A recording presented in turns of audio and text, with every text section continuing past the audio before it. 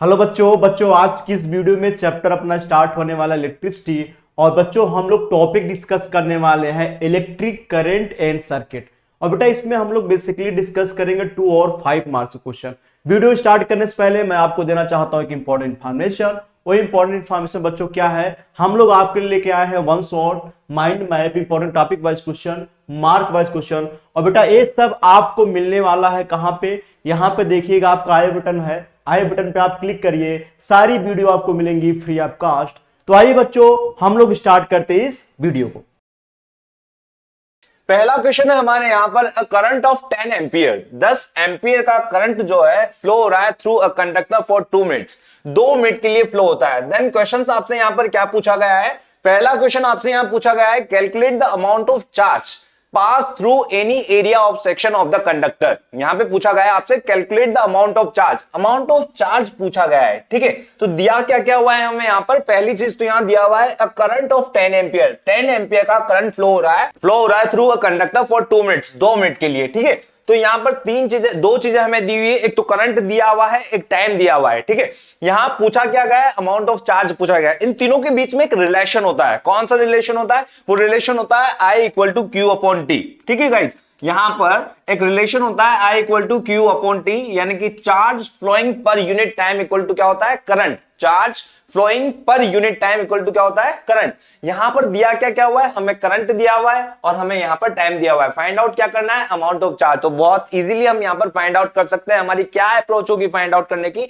जो हमारी given values है पहले तो उन्हें यहां लिख लेंगे हम, जो गिवन वैल्यूज है उन गिवन वैल्यूज को यहां पर लिख लेंगे। गिवन वैल्यूज में करंट दिया हुआ है, करंट कितना है 10 एम्पियर का करंट हमें यहां पर दिया हुआ है। ठीक है, और टाइम कितना दिया हुआ है, टाइम जो दिया हुआ है हमें 2 मिनट का टाइम दिया हुआ है।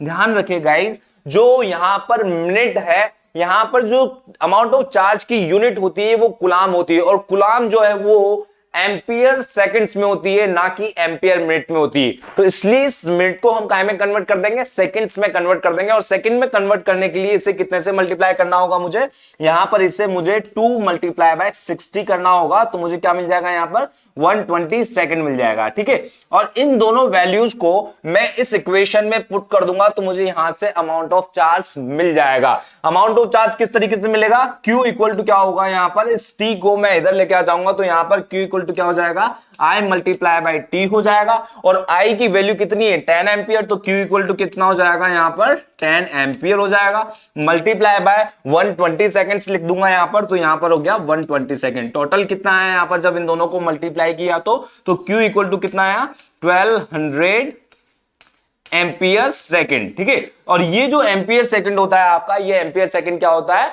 कुलाम होता है। तो यहां से जो अमाउंट ऑफ चार्ज निकल के आया आपका कितना आया 1200 कुलाम निकल के आया।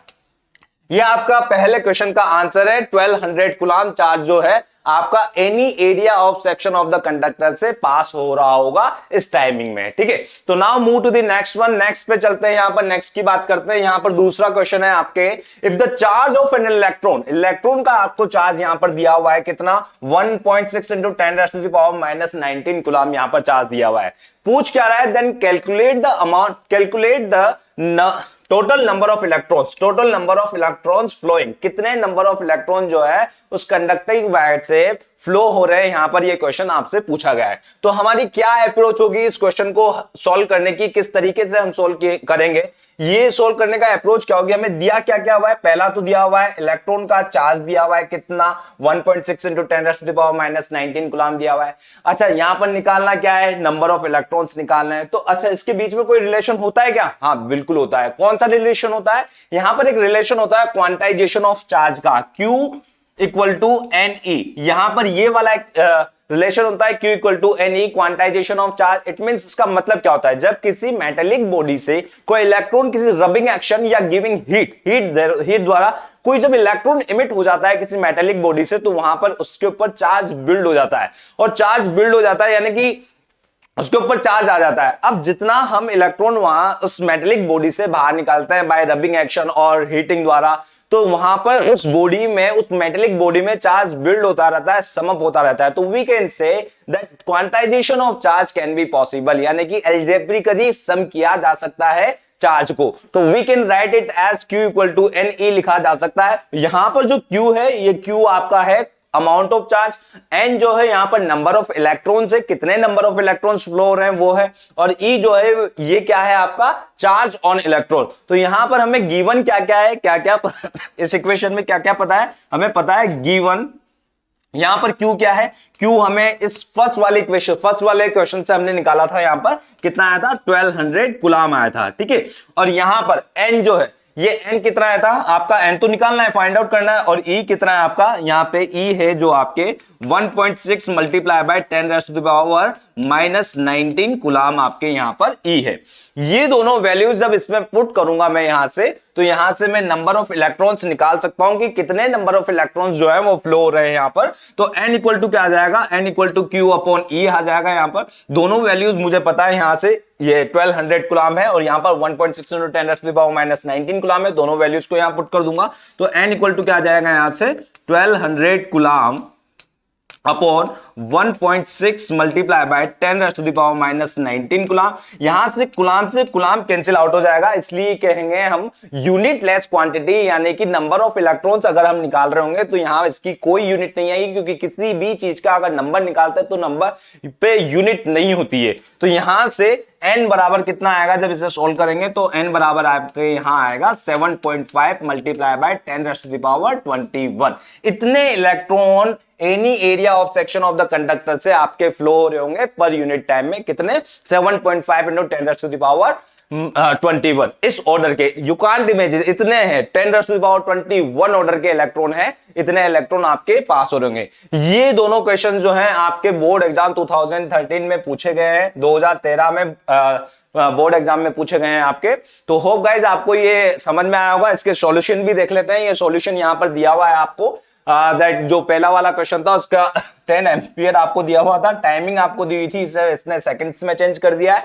और यहां से हमें पता था I equal to Q upon T होता है। यहां से Q की वैल्यू निकाल ली हमने, कितनी आई यहां पर 1200 कूलम आई है, ठीक है। और जो सेकंड क्वेश्चन था, हम जानते हैं Q इक्वल टू NE होता है, क्वांटाइजेशन ऑफ चार्ज पॉसिबल होता है। यहां से हमें E की वैल्यू पता थी, Q की वैल्यू यहां से पता थी, तो N यहां से निकाल लिया था हमने। N की वैल्यू कितनी है यहां पर 7.5 × 10⁻21। ये यहां पर इन दोनों की वैल्यू है। यहां पर आपका पहला क्वेश्चन है define the electric current. Electric current को डिफाइन करे। ये आपके बोर्ड एग्जाम 2017 में पूछा गया है, 2017 में पूछा गया है। Define the electric current. How many of you know about the electric current? कितने व्यक्ति, कितने स्टूडेंट जानते हैं कि इलेक्ट्रिक करंट क्या होता है? You might have feel that when you touch a bare conducting wire, जब आपने bare conducting wire को टच किया होगा, you feel an electric shock. Electric shock आपको फील हुआ होगा।